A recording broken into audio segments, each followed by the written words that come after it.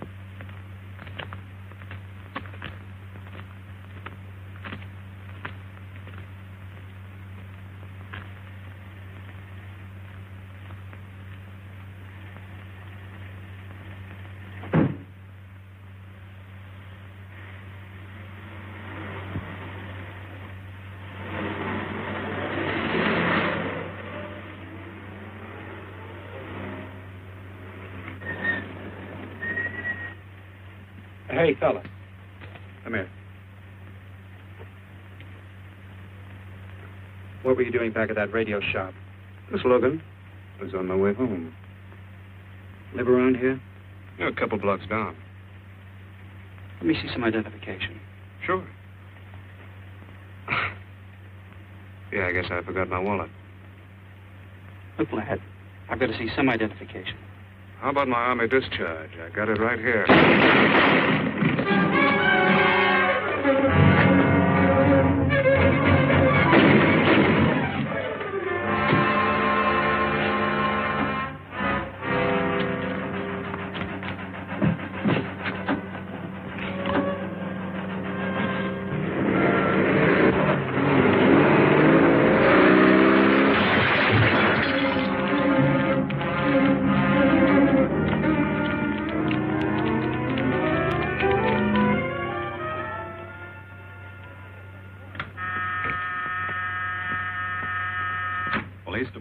Operator 27. I want to report the shooting of a policeman. Hold on, please. Give me that again, please. I'm calling to report the shooting of a policeman. What's the address? 5057 State Street, just west of Santa Monica. Just a minute. Receiving hospital. Operator 2. Operator 27, 5057 State Street, 5057 State Street. An officer has been shot. Send an ambulance. All units in the vicinity of State Street and Santa Monica Boulevard. Proceed at once to 5057 State Street, 5057 State Street. An officer shot. Code 3.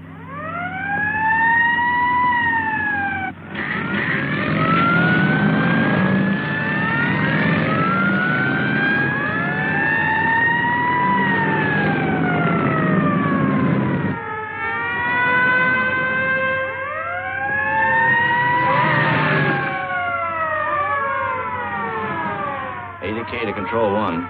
Control 1 to 80K. Go ahead. This is Breen. Instruct homicide to throw out a dragnet and pick up all suspicious characters in the area of the shooting. Also notify Sergeants Marty, Brennan, and Chuck Jones to report to me at the scene of the crime. Control 1 to 80K. Roger.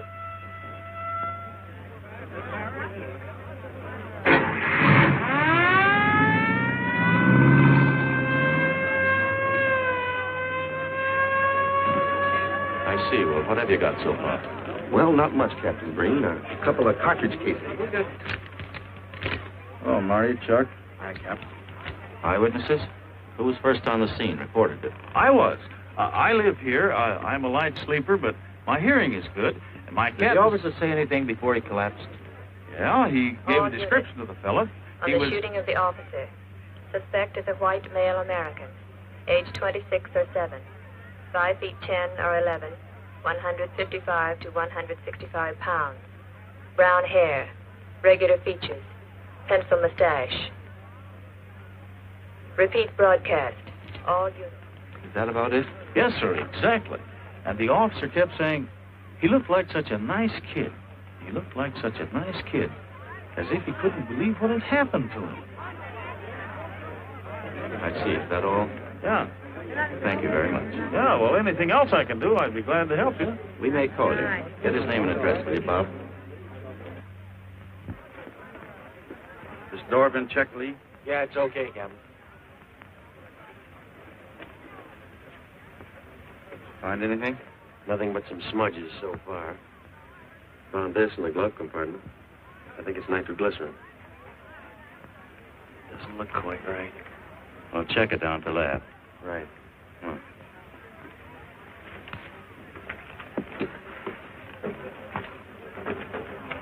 Open this up, Joe. No key, Captain. I'll try it open. Give me that bar, Frank.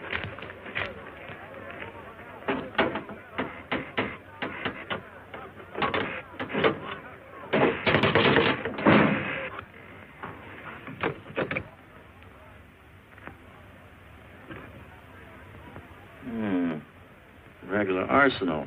Yeah, get a load of that. What is it? I don't know. It looks like some kind of an electrical device.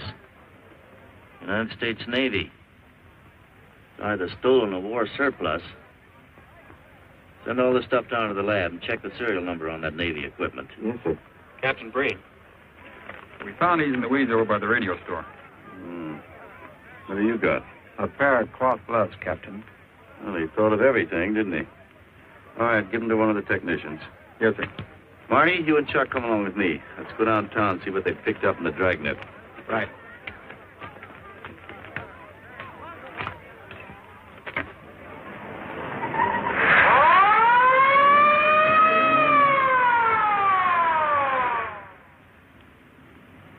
You know him, Marty?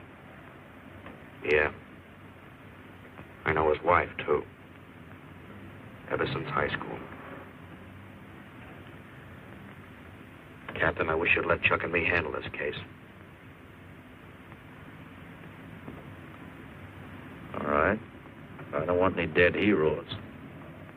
I just want the man who shot Rawlins. The suspects began to arrive at headquarters in droves. The police tossed every motel and hotel and many private homes in a 4-square-mile area around the scene of the shooting. Every available radio car and patrolman and detective was out on the dragnet. The strings were being drawn tighter and tighter. Many a man returning from a date or a late party or a poker game surprisingly found himself in a squad car, its siren screaming as it brought him to the detective bureau. The dragnet gathered in some strange fish, and many ordinary ones. All the rest of that night, the detectives probed, needled, questioned, quizzed. Everything was checked. Fingerprints, names, addresses, stories. Every fish in the net was examined. Most of them thrown back into the sea, not worth keeping. Except a few parole violators and slightly shady characters whose stories needed a lot of verifying. I wasn't prowling no cars. Just taking a walk, you know, getting in condition. You were running when the radio car picked you up. Yeah? Maybe that's why the guys call me Punchy. He's got a point there. 2 felony convictions, no warrant, no warrant. He's on parole. Book him, violation of parole. Let's have the next one, Joe. What were you doing in that vacant lot? The vacant lot. Lot? What were you doing in it at that time of night? Niệm của mình cũng cho lo ngồi ấy siêu nổi là ngồi ấy 30 cái年 vì lúc ý lại của ngồi sinh thành nhé ngồi thành ca giờ tôi lừa đảo sang gì. You say your name is Ralph Henderson. So what? Well, you know, it's a funny thing, Ralph. There's a guy around this town that's been wearing your fingerprints. Only his name is Pete Hannon. Okay. So I'm dead. So what's one more confession in my life? Now you're talking, Hammond. Okay, Hammond. Oh, Larry. What have we got here? Oh, some robbery suspects. Candidates for San Quentin. Handsome here is the big shot. He runs the outfit. Have a gander at his record. Car theft, escape from reform school, robbery, assault with a deadly weapon. Not bad. Look at the heater we found on him. German Luger, fully loaded. Redhead here tried to carve up one of the arresting officers with this pretty toy.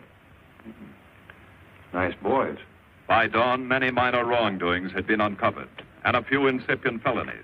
The checking of the suspects had been thorough, painstaking, and tedious. But all the work was for nothing. The man who had shot Officer Rollins was not among them. He remained no more than a description, a shadow of a man, mysterious, elusive, deadly, hidden away somewhere in the vast city. As for Rollins himself, he couldn't help. He was in a coma at receiving hospital. Mrs. Rollins waited out the long, tense hours while her husband fought to live. Many another officer's wife had so waited. Many another will. The word came shortly after sunup.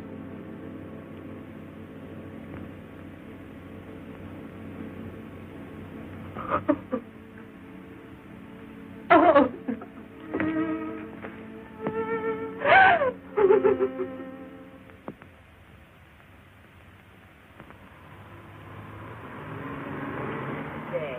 A white male American, 26 or 7, 5 feet 10 or 11, 155 to 165 pounds, brown hair, regular features, pencil mustache.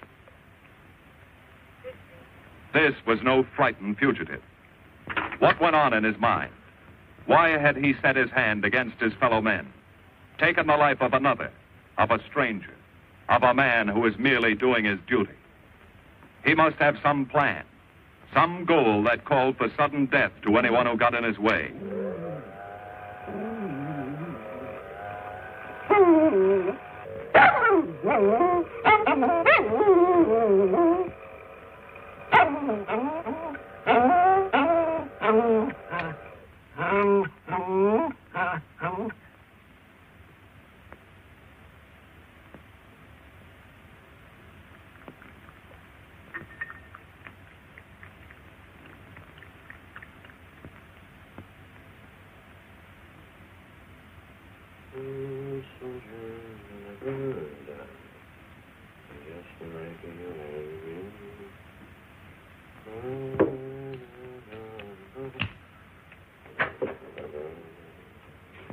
Good morning, boys. Morning, Lee. Hi, Professor. Well, I thought this was safe cracker soup. You gonna drink it, I hope? I'm really a nice guy. Stick around. I'll prove it. Come over here.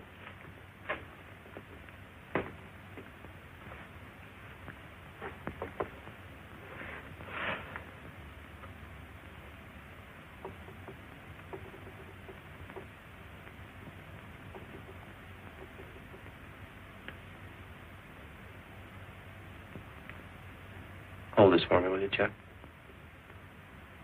Thank you. Now, if you'll hand me that hammer, Marty.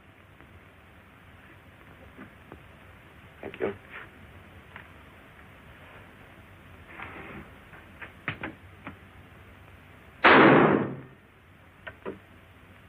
Yeah. Nitroglycerin. I didn't ask for a collection of fingers, just fingerprints. All those nice fingerprints on the car belong to the man it was stolen from, Cap. Nothing on the guns or picklocks? Not even an interesting smudge. The gloves? Common type, worn by undertakers. I'll check on them. They won't show anything. What did your scientific test show? A couple of little things. Tool identification on these picklocks. I got one under the scope. You want to take a look? Yeah.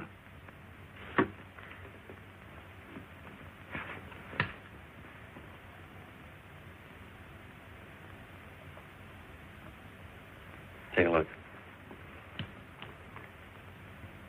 I see. Well, it seems to tie the tool up with the lock. If that microscope could only tell us who did it. I'm working on that. No, only an amateur would carry that liquid dynamite in a car. This boy's no amateur. Took the precaution of desensitizing it so it'll take normal shock. Took a lot of other precautions, too. No fingerprints, no identification, nothing definite. Except he's scientific. Knows electricity. Is inventive. Yeah. And happy on the trigger. This is Captain Breen. Get me Captain Stevens a burglary, will you? I hate to disappoint you, Lee, but I think you've come up with something. Hello, Steve. How are you? Did your daughter's marriage come off all right? Good. Look, Steve, on those burglaries of electrical equipment lately, were there any where picklocks were used to gain entry? Good. Well, let me know if there's another report of one, will you? I've got an idea the Rawlins killer may be tied in with those. Fine. And give my regards to the newlyweds, too. So long, Steve. Well, what are you waiting for? You've got a job, haven't you? Get going. Yeah, let's go, Junior. Hold this for me, will you, Lee? Thanks. And so, with no fingerprints and only a vague description to go by, Sergeant Brennan turned to the modus operandi file.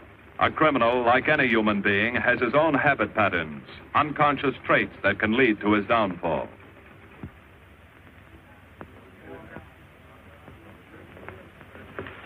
Well, there you are, Junior. List of burglars who use picklocks for entry. Oh, great. This narrows it down to just a couple of hundred suspects in this area. Give me a match, will you? That may not be so bad. This guy's improved on the system. Maybe he's left his trademark on some other job. Well, here we go, legging it all over town, asking a million questions. What you paid for, isn't it? Am I paid to associate with you, too, Junior? You could do worse.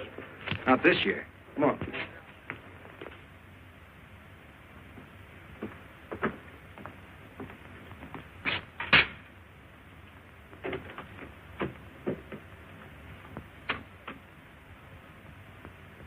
Car 12, car 12, in the 10,000 block on Mississippi.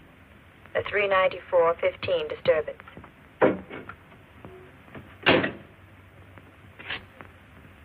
Car 80K, code 1.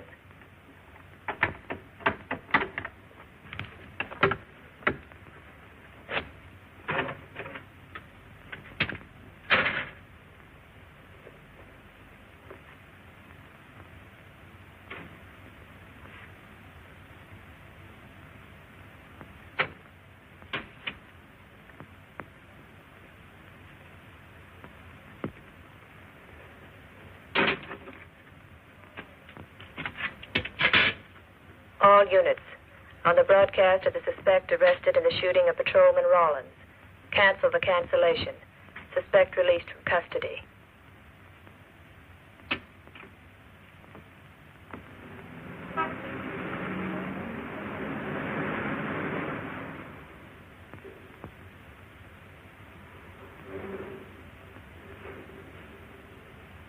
Oh, hello, Mr. Martin. You find Mr. Reeves in the machine shop.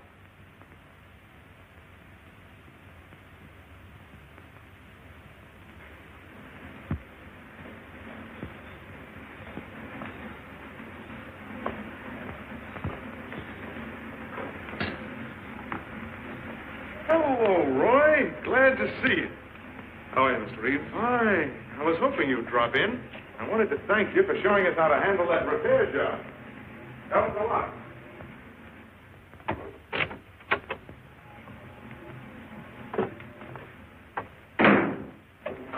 Oh, what have we got this time?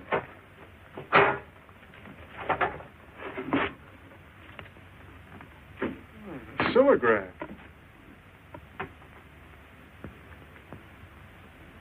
There are plenty of these around, Roy. Not like this one. Yes, I see. I suppose, as usual, you've added your own improvements. You know, it seems wrong that a man of your talents should bother consigning equipment for rental. I'd like to see you devote yourself entirely to experimental electronics. It'll come one day. I'll have a place like this. Well, why wait? I've got a pretty good setup here. You'd have modern equipment to work with, a lab, and my confidence. Thanks, Mr. Reeves. I have other plans. But, Roy, you can't tell where it'll lead. Might even work your way around to a percentage of the business. I like it this way. You just rent out my equipment. All right. All right. But if you should change your mind. I'm not likely to change my mind. I suppose you want me to set this up for rental, too. Mr. Reeves, you've already got 5 pieces of my equipment. You'd like to know what results I've had from the rental so far, Well, I can't say as I blame you. I think you'll find this satisfactory. Satisfactory. Goodbye, Mr. Reeves. You'll come back again soon, won't you? Sure. Oh, incidentally, how's that television projector coming along? The one you said would reflect a 12-foot image. Still working on it. I just wanted you to know I've already set up a rental on it. In fact, I think they'd like to buy. It'll come pretty high. Oh, money is no consideration with this customer.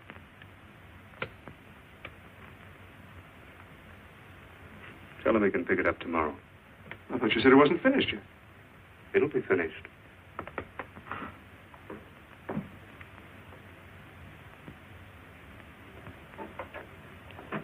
It uses an image fixer and then projects by ordinary incandescent. Roy, this is the best television projector I've ever seen. Let's hope that your customer thinks so. He will. Yes? Send him right in, Charlotte. There, you see, our customer is here, begging for the privilege of buying. Better be running along. I'm not much good at business. Oh, but Roy, he'll want to congratulate you. Just see that the price is right. All right, Roy. I'll get you a good deal. So long. See you.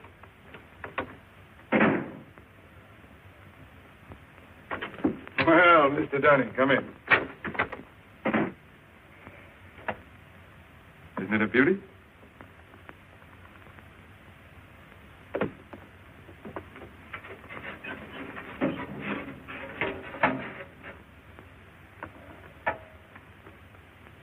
It's a beauty, all right.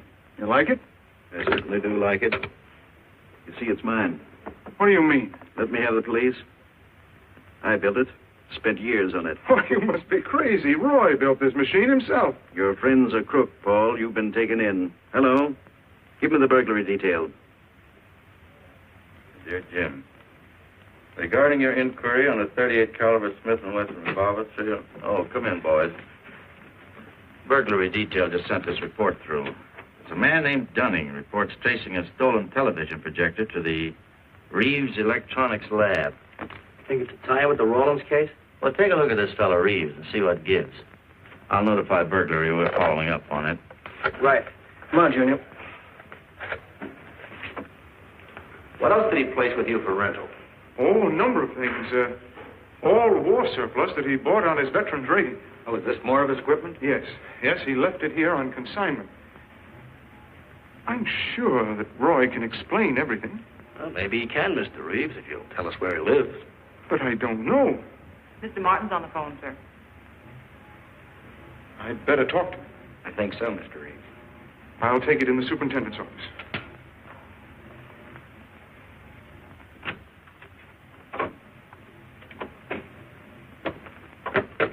Tell him that you sold the set, and his money's waiting for him here. Find out what time he's coming by. Put Mr. Martin on.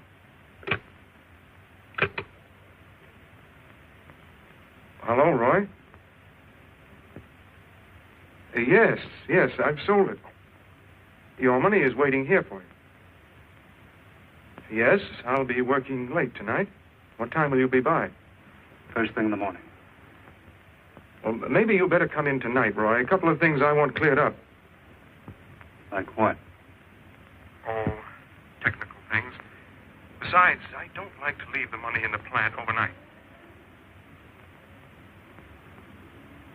How about 8:30? Fine. I'll see you then. I'll leave the front door unlocked.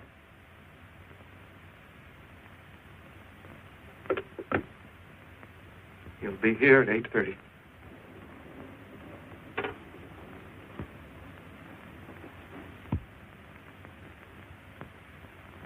Well, I'll just run along home and get some dinner. We'd like you to stay too, Mr. Reeves. Why? For company.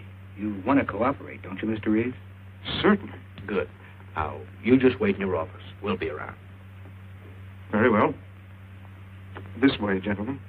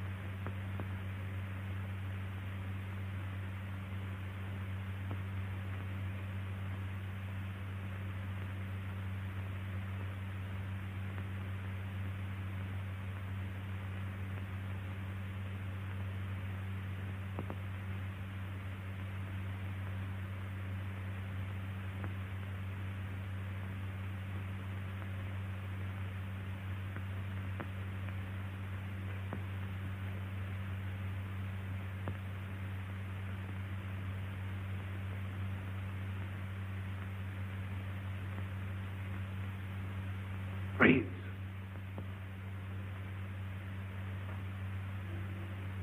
That you, Roy?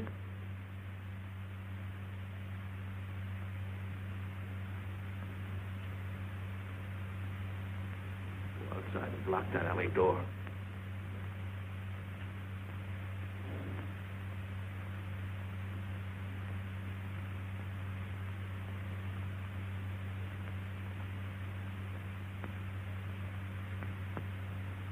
Where are you, Roy?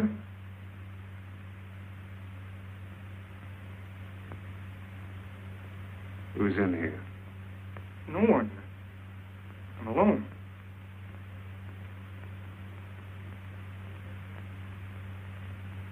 Come on in. I've got your money for it. Bring it out here. All right. Just a minute.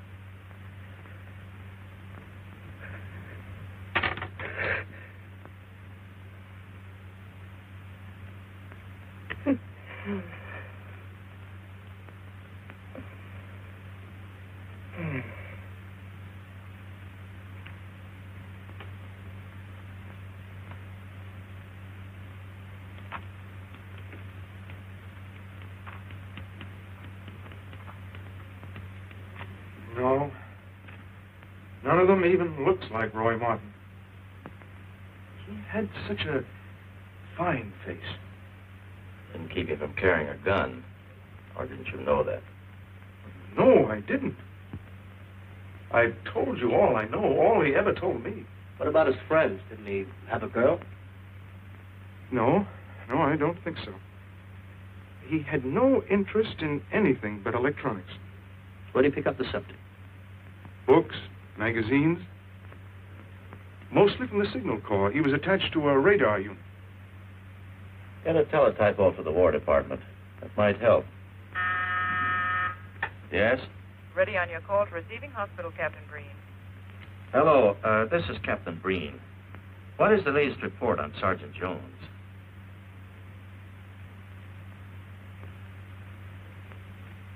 I see. Well, let me know if there's any change, will you? Thanks. Chuck's in pretty bad shape, Marty. He's paralyzed. May never walk again.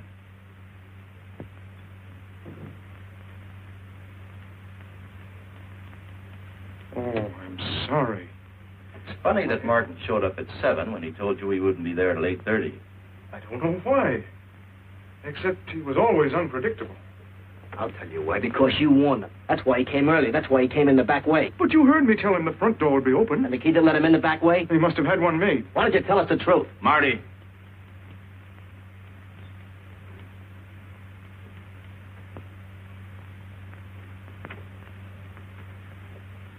Now, look, Paul.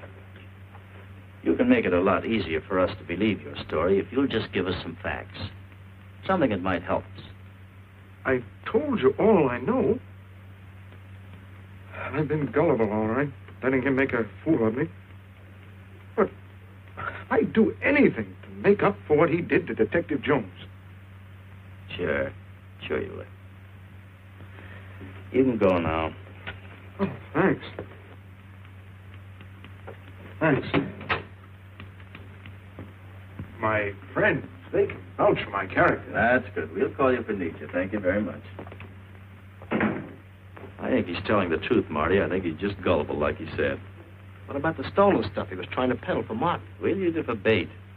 Maybe Martin will come back for it. Then we can ask him. Here. Nevertheless, I want a 24-hour tail put on Reeves, and I want a watch on his home and his factory. Right. You can keep those. Okay, Cap.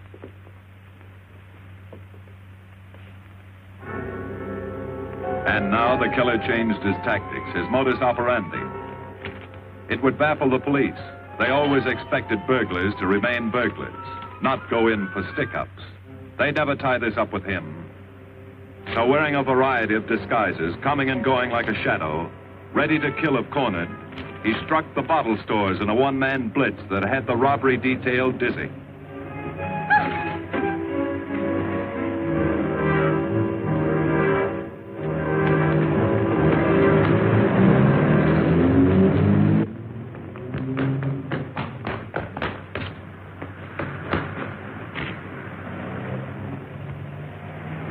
The killer, always resourceful, always thinking along lines that would baffle his hunters, had discovered an ideal avenue of escape.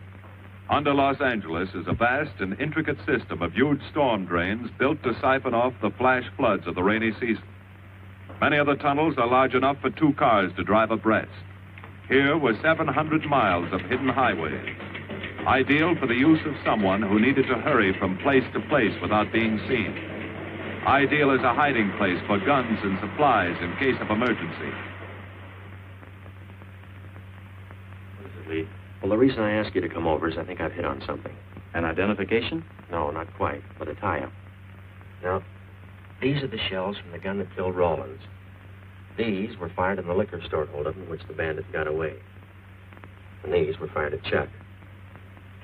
Now, as you know, every ejector, even in guns of the same model and caliber, is different.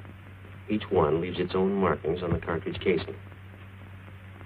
Now, look at these fine striations. This deep gouge. The same on all three. In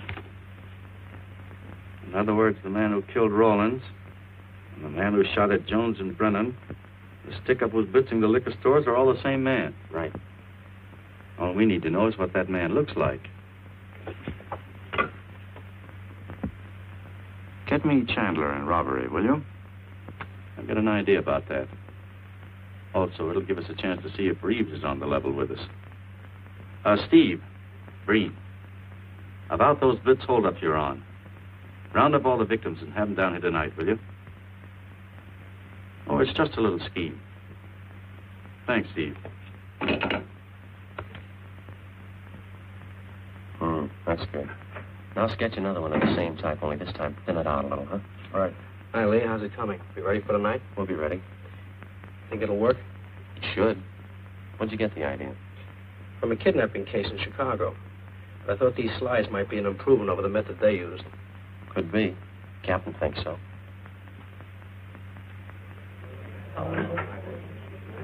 Yes, good evening, ladies and gentlemen. May I have your attention for a moment, please? You've all been asked to sit in on a little experiment tonight. We're going to try to build a picture of a face. A face of a man who's cunning, resourceful, and deadly. He's a man who killed a police officer. Now, some of you he held up at the point of a gun.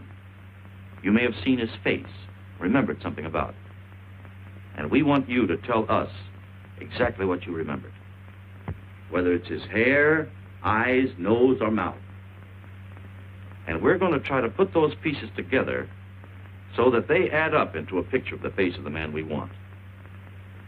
Now, you can see how we're depending on you. Lights? Now, first, we're going to concentrate on the type of hair our man had. And if the picture looks anything like his hair, I want you to speak right up. All right, the first slide, Lee.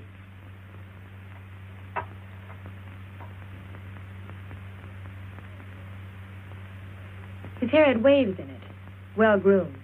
That's the idea, Miss Smith.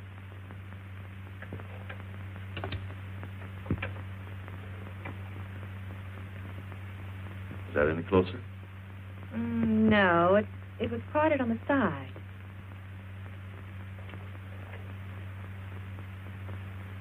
Oh, that's more like it, except it was thicker.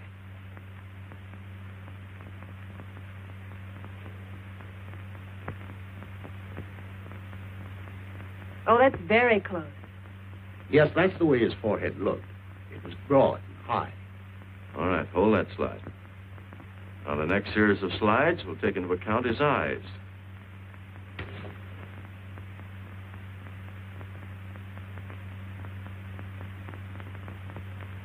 Oh, 1 minute, please. Wait, 1 minute. His eyes were a little like that. Maybe a little smaller, like beads. Go on, Lee.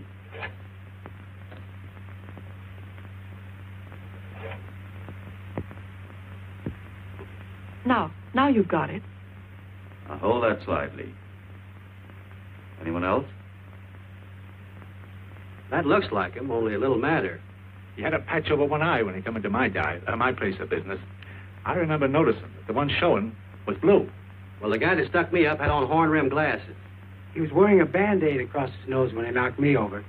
Uh-huh. All right, hold that, Lee. Well, so much for the eyes. Go ahead.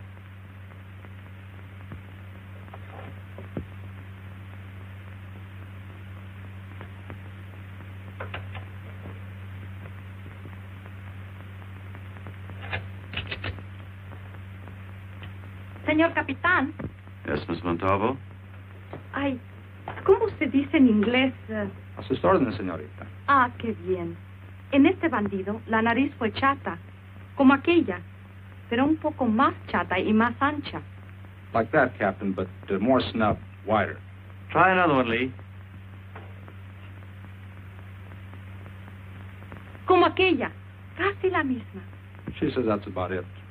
Thank you very much, Miss Montalvo. Get Reeves. Any more comments?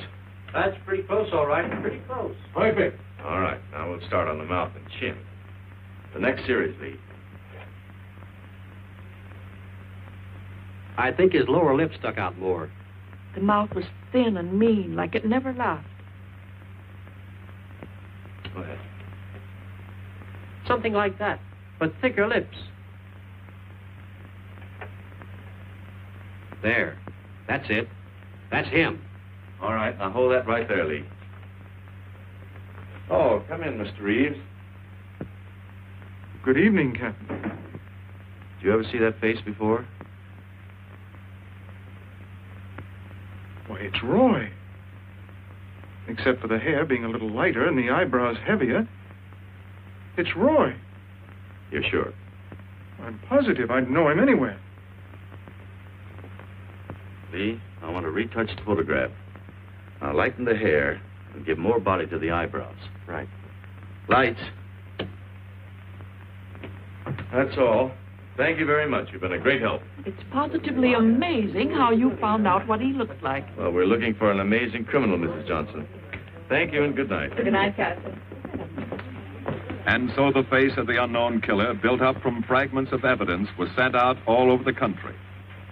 To chiefs of police, to sheriffs, to county constables and county jailers, to the wardens of prisons,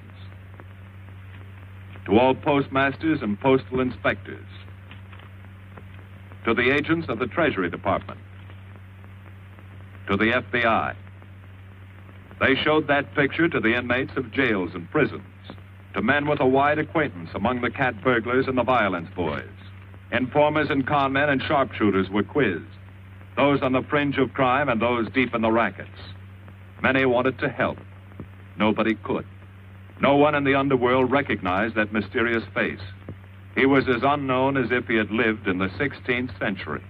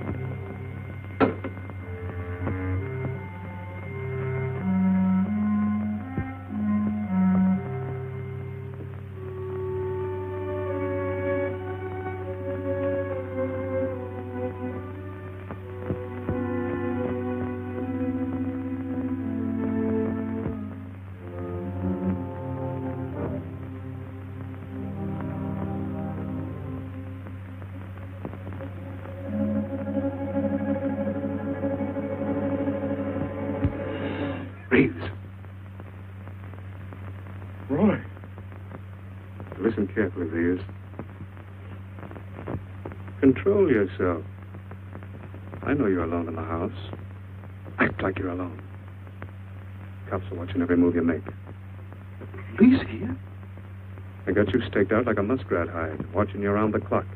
Here at your plant, tailing your car. Sit in that chair. We got 3 books.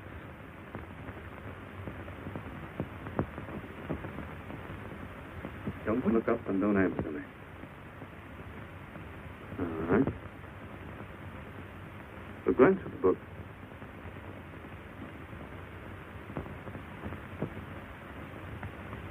Pick one of them.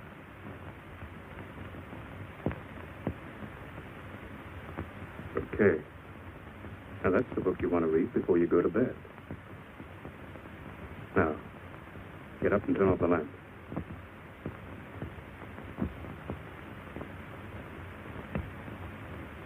Come here. Come here.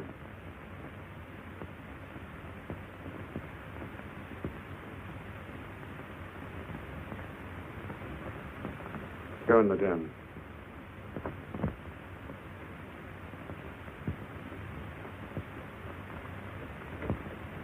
Follow the straight stack.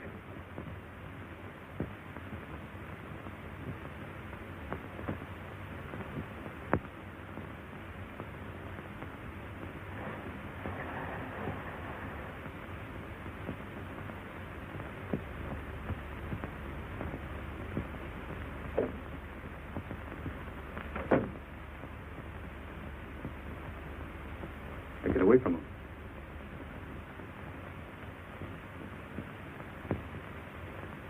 What do the cops know about me? Not very much, Roy. No fingerprints. They haven't even got a picture of you. They're trying to make one.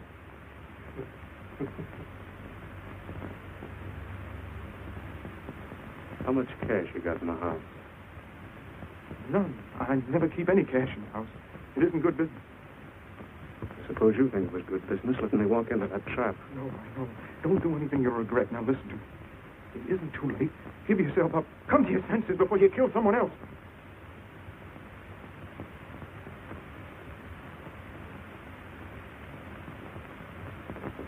What do you mean, someone else?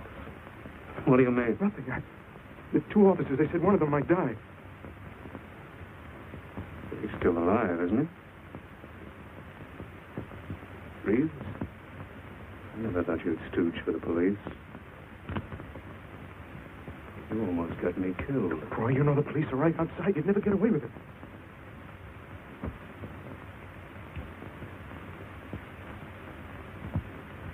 That's right.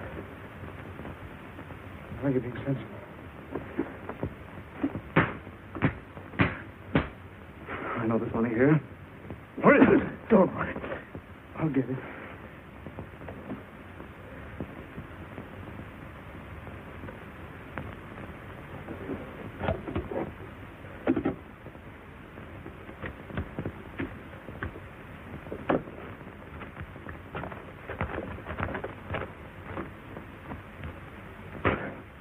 Not enough. Stuff you got in mind is worth thousands. I'll get more. Get it. Keep it handy. I'll be back next week and next month. But get it and have it ready. Just give me time.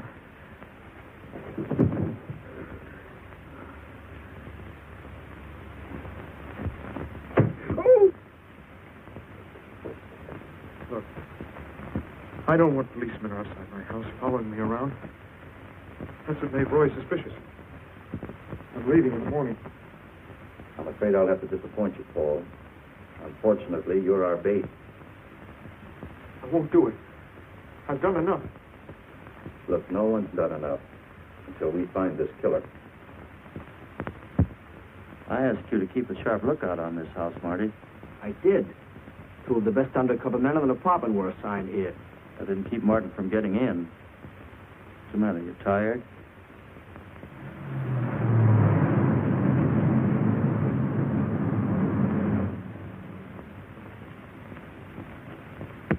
You got any idea how long you've been on this case, Marty?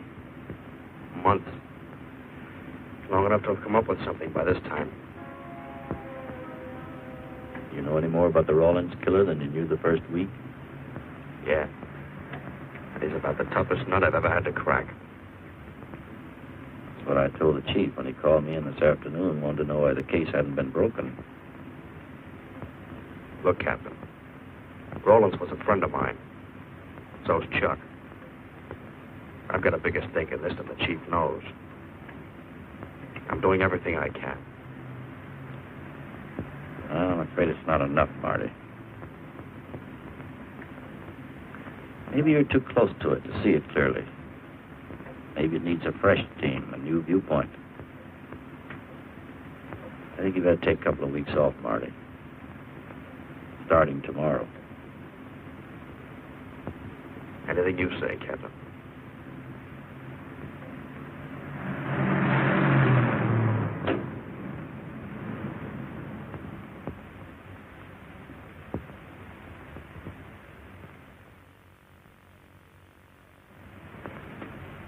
Hiya, Marty. Hi, Chuck. Meet Miss Scanlon, my new bodyguard.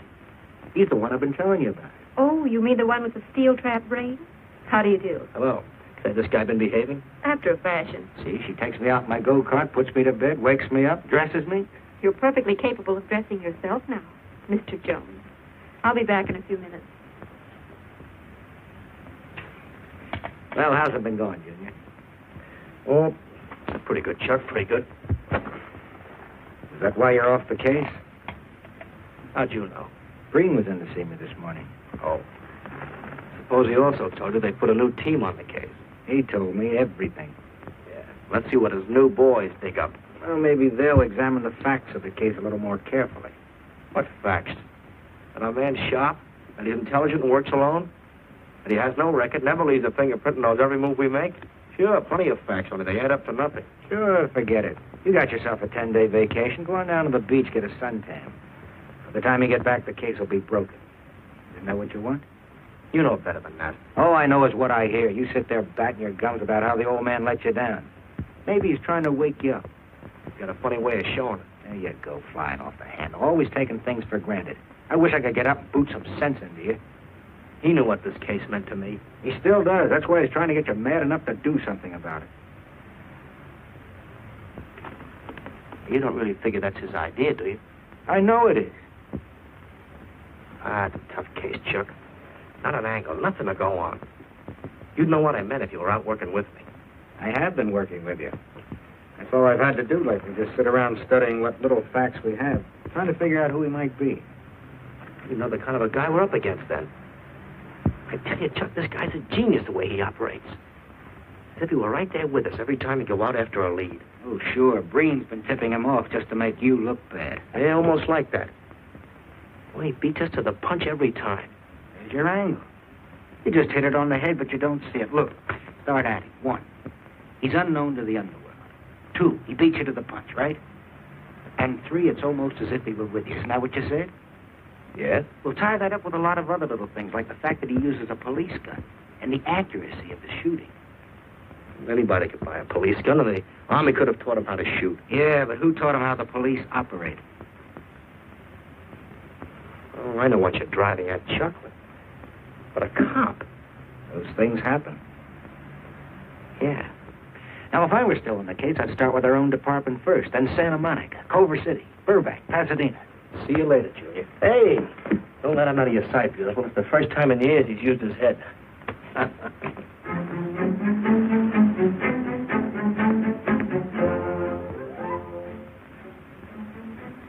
But you get a print of every mug we take. We always send L.A. a copy, Sergeant. It's personnel photos I want. You mean of our boys? That's Roland's killer, isn't it? That's right. You've checked your own department. We did that first.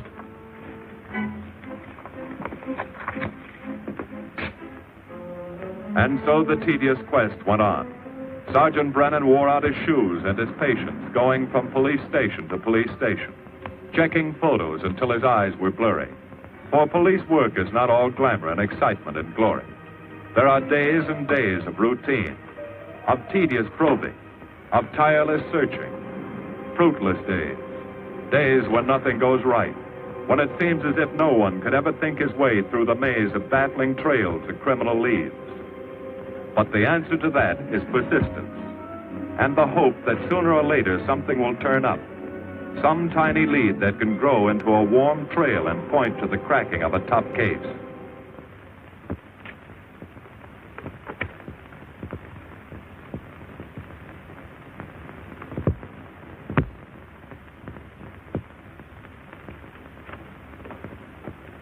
Well, that does it, boys. Can't say I'm sorry you didn't find him in here. I'd hate to think it was a cop. Doesn't seem to be anybody. Just a lot of pieces of a face that never existed. Would you mind if I see that again? Sure, frame it. Put it on your dresser. Wait a minute. He wasn't a cop. He was a radio technician right here in our dispatch office. What did you say? I'm saying he worked here in 42. Well, come on, give. I remember the kid well. He was sort of strange, never bothered with anyone in the department, just kept to himself. But he was in line for promotion when he was drafted. Where was he living at the time? I don't remember. Try the dead files. He never asked for his job back after the war. I remember writing to him about it, though. He was an excellent worker. Oh, yeah, here we are. Yeah, this is it. Took a while before he answered, but like he says in the letter, he wasn't interested.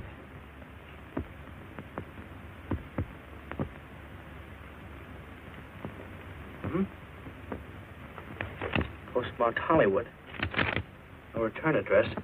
What do you want us to do? All the work? Oh, thanks a lot, Freddie. You remember, he was a civilian employee.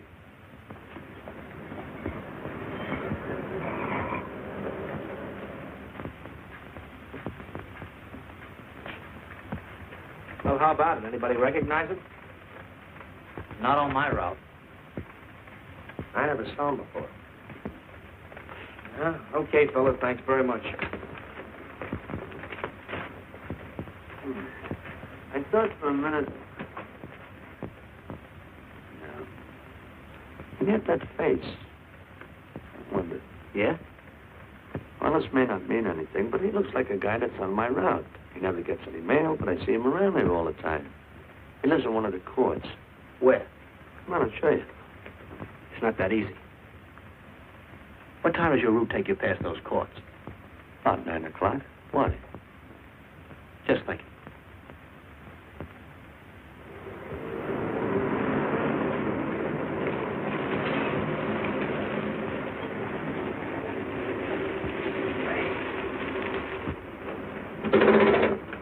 You got any chocolate milk? Sure have, buddy. Yeah. Thanks.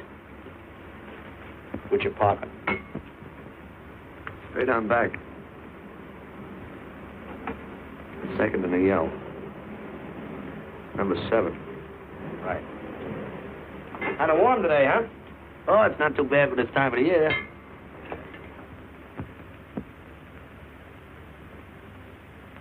Good morning. Morning. You're new in the route, aren't you? Yeah, substitute. What happened to the other fellow? Sick. Oh, what's the matter with him? I don't know. I catch everything. Hear about it on the radio, and next morning I got it. Too bad. You aren't very social. The regular fellow always stops and talks to you. Sorry, Eddie, I'm a little late this morning. I was hoping maybe you could help me. There's something very funny going on in this court. Yeah? I was scared to go to the police with it. I thought maybe I might be poisoned. What? Yeah. By the manager. She's a witch. She's a what? A witch. She puts poison in my milk. Oh, I see. Look. Switch the bottles when she isn't looking, see? Drink our milk. Then you'll be safe, right?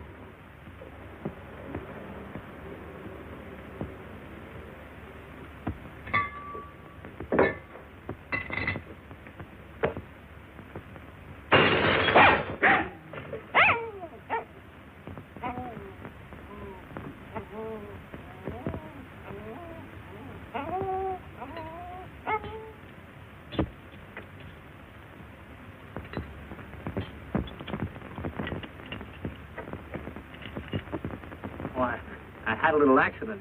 Got a mop, I'll clean it up. Leave it be. I'll clean it up myself. Okay, mister.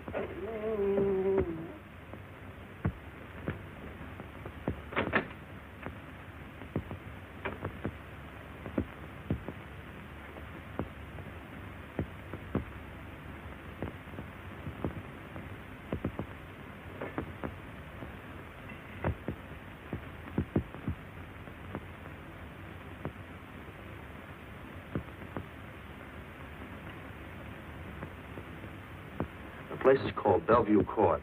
I drew this from memory, but it's pretty close. That's where he's hiding out, right there. You sure he's our man, Marty? Captain, I couldn't go wrong on that face. He's our man.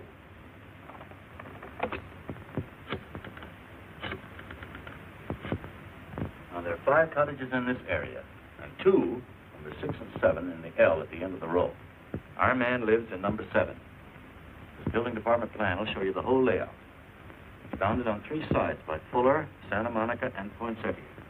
Now, the court is partly surrounded by a high wall. Breen, homicide. Good. You keep your eyes open until we get there. Morgan has just gone into his bungalow alone. Any questions? All right, you all have your instructions. Let's go.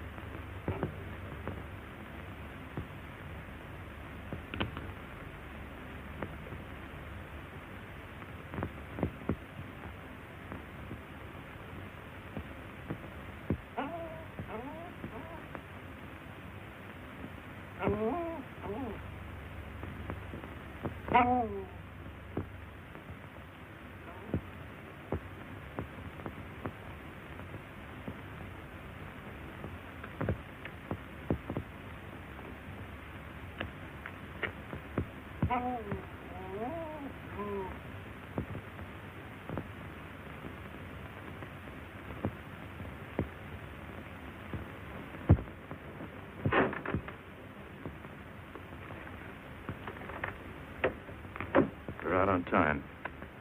Wait 5 minutes. Go around and block the side entrance. Keep your lights off.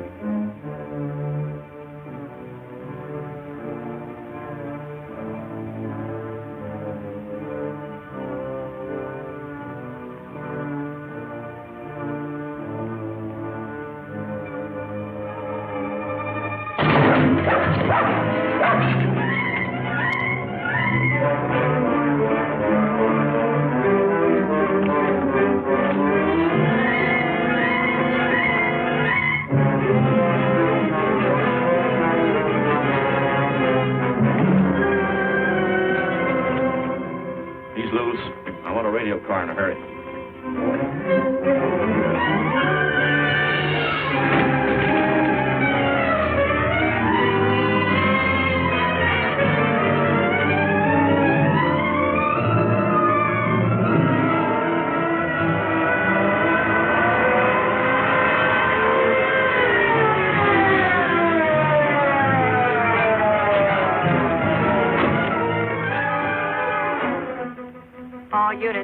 All units in the vicinity of Santa Monica and Fuller. The murder suspect in the Rawlins killing is at large.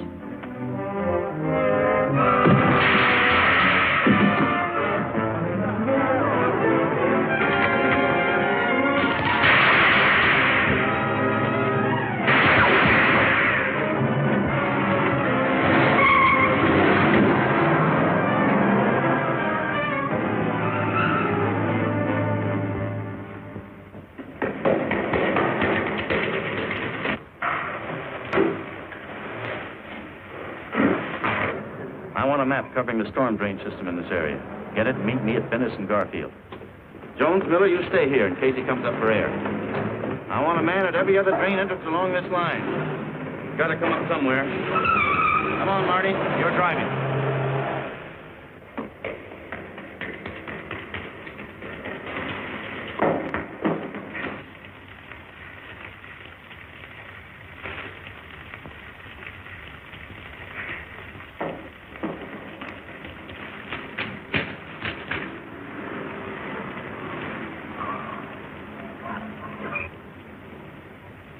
Keep this drain covered.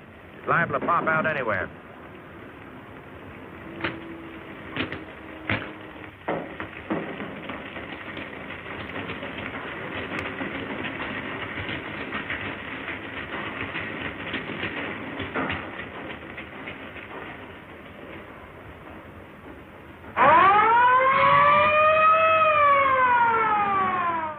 Why Venice and Garfield, Captain? It's the main intersection of the system. We can head him off that way. ADK to Control 1. Clear frequency 7. This is an emergency. Control 1 to all cars on frequency 7. Stand by. Control 1 to ADK. Go ahead. Notify homicide. Send the following to Venice and Garfield. 4 squads, battle lanterns, gas mask, tear gas. Urgent. This is a code 3. Control 1 to ADK. Roger.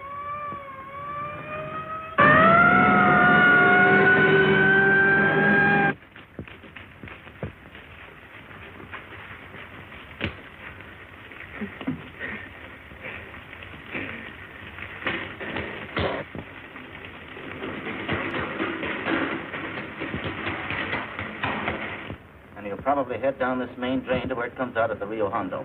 Now, you take your squad and cover that exit. Right. Keep all spare radio cars cruising back and forth along this main street. Watch the curb inlet. We'll go in here.